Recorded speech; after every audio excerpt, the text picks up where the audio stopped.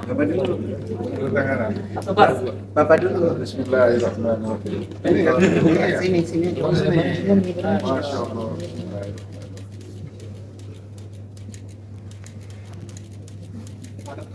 Ini artinya bisnis Pak Iko akan naik terus. Amin. Infinity. Ini Bapak tanda tangan Bapak? Iya. Saya contek ah. Kok tangan saya uur-uur? Oke. Lebar. Tadi tolong tarik. Tadi bukan pertanda ruwet ya. Pada. Tadi sudah random.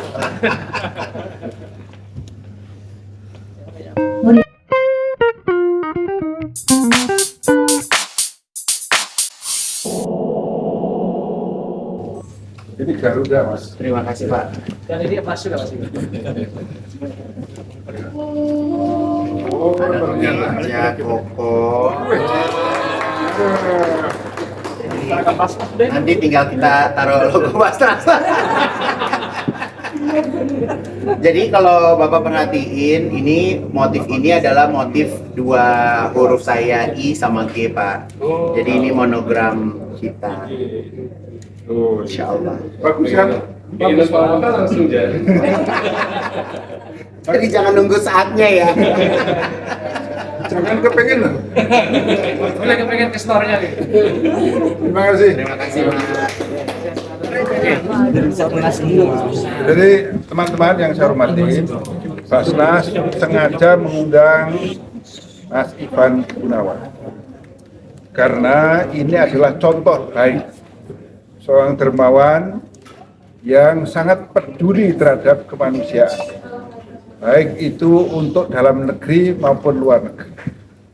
Kami telah mempelajari kedermawanan beliau untuk kemanusiaan, dan dengan begitu sangatlah pantas, sangatlah tepat untuk kami lakukan kolaborasi dengan beliau. Dan tadi kita sudah melakukan penandatanganan di brandnya beliau, dan insya Allah kita berharap apa yang telah dilakukan oleh beliau ini akan menjadi contoh bagi yang lain. Terima kasih.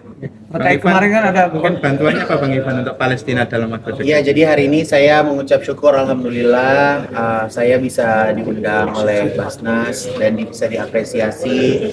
Jujur dari hati kecil saya, setiap apa yang saya buat, yang saya berikan kepada masyarakat di Indonesia maupun di luar sana, tidak ada niatan sedikit pun untuk mendapatkan pengakuan dari siapapun Pak. Tapi alhamdulillah hari ini dari pihak Basnas memberikan apresiasi tersebut. Saya mengucapkan banyak terima kasih, dan apa yang saya lakukan selama ini bukan semua keluar dari saya pribadi, tapi saya juga ingin mengucapkan banyak terima kasih kepada para customer, pelanggan setia, mereka yang fanatik terhadap karya-karya saya gitu. Karena alhamdulillah dari keuntungan penjualan kerudung, penjualan baju yang saya buat selama ini bisa menghasilkan begitu banyak kebaikan. Dan saya juga berkomitmen untuk tidak berhenti sampai di situ saja, dan saya juga setiap saya melakukan sesuatu saya ingin terjun langsung. Jadi seperti saya bangun masjid di Uganda, saya langsung ke Uganda Pak.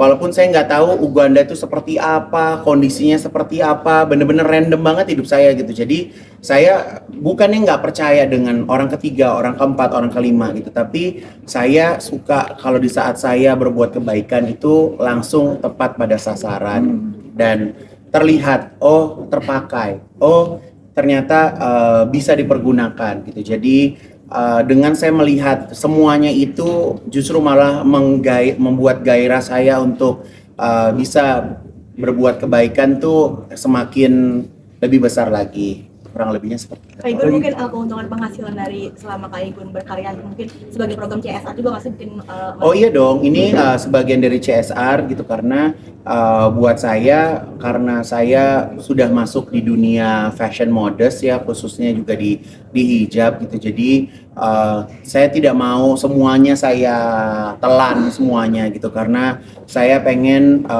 orang-orang di sekitaran saya juga bisa kembali bisa merasakan nikmatnya. Bahkan kalau di brand saya, Pak, tadi saya lupa cerita, saya ini menggandeng anak disabilitas, namanya Windy. Beliau itu anak disabilitas tapi jago banget gambar, Pak. Jadi saya bilang sama beliau, Windy, aku Kak Igun nggak bisa bantu Windy setiap bulan, tapi Windy harus kerja buat Kak Igun. Jadi Windy itu setiap bulan dia mengirimkan gambar ke saya, lalu dari gambarnya Windy itu akhirnya kita jadikan scarf kerudung dan kita jual kembali. Dan itu keuntungannya untuk Windy menyekolahkan adik-adiknya, untuk Windy, untuk kehidupannya Windy gitu. Jadi itu salah satu cara gitu. Karena saya kalau misalnya orang perlu kita manjakan tanpa dia berusaha, aku rasa itu juga tidak akan membuat dia menjadi besar gitu. Jadi dia sekarang makin hebat menggambar dan karyanya juga dinantikan oleh customer-customer aku gitu. Jadi ini satu hal yang luar biasa sih. Jadi seperti saat ini juga kita program CSR kita juga membangun sekolah-sekolah yang memang membutuhkan. Dan juga aku juga mengajar di beberapa SMK di bidang fashion untuk bisa mendapatkan atau sharing ilmu dengan apa yang saya punya gitu. Bahkan saya juga mempersilahkan mereka untuk bisa magang di tempat saya, kerja di tempat saya, seperti itu. Bang, sampai saat ini masih galang donasi untuk Palestina? Kalau saat ini penggalangan itu sudah tidak ada, tapi karena saya masih memproduksi kerudung ini, jadi biarin terus otomatis aja gitu. Jadi kita juga sudah membuat pos-pos ya gitu ya, bahwa penghasilan ini buat kemana gitu. Tapi kan terkait kemarin kan Rafa kan memakan banyak korban. Ya. Dari Basnas sendiri dan Kak Igun udah ada kepikiran untuk sampai ke sana nggak? Kalau Basnas, insya Allah sudah kita programkan untuk segera ke sana lagi sebelum kita nanti merencanakan untuk rekonstruksi. Tetapi bantuan kemanusiaan secepatnya setelah reda ini, karena kemarin kami minta pendapat dari mitra kami di Mesir juga tunda dulu karena keadaannya masih berbahaya. Jadi mungkin kalau kalian ya netizen gitu ngelihat, oh lagi digempur, ayo cepat kirim bantuan, enggak semudah itu masuk gitu. Karena Igun juga lewat Hands Foundation itu Igun bukan ngirim barangnya dari Indonesia dikirim ke sana, habis uangnya buat pengiriman. Tapi uang cash yang kita punya, kita bawa di sana, kita belanjain di sana, kita kemas di sana. Sampai manja kita juga akhirnya karena memang pemerintah juga bawahan makanan juga banyak, akhirnya aku memutuskan untuk lokasikan keuntungan tersebut untuk membuat ambulan. Jadi sekarang hampir sudah mau jadi 3 ambulans gitu, dan aku berharap pas kemarin ada penggempuran itu ambulans itu bisa terpakai gitu kan.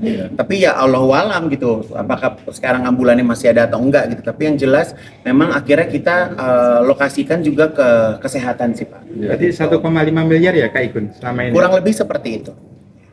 Gun, untuk kurban sendiri nanti ke Basnas atau gimana?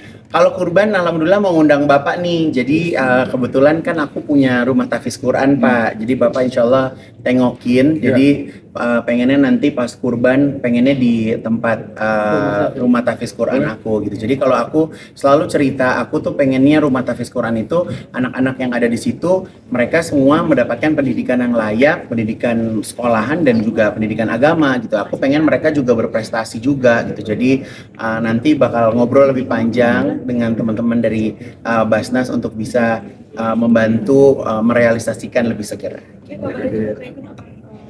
Uganda juga korban juga. Uganda, kalau Uganda kayaknya kalau kurban kirim sapinya aja ya, karena sapi di Uganda beli sapi lebih murah daripada di sini Pak. Jadi dan mereka juga punya cara untuk motongnya, makanannya kan juga berbeda gitu. Kan terkait 3 bulan tadi mungkin di Rafa kapan akan datang ke sananya kami. Nah, pemakaiannya sejauh mana aku juga belum dapat update, tapi kemarin sudah ada fotonya, sudah ada laporannya bahwa ambulannya itu sudah bisa beroperasi. Udah ya. Oke, thank you ya teman-teman.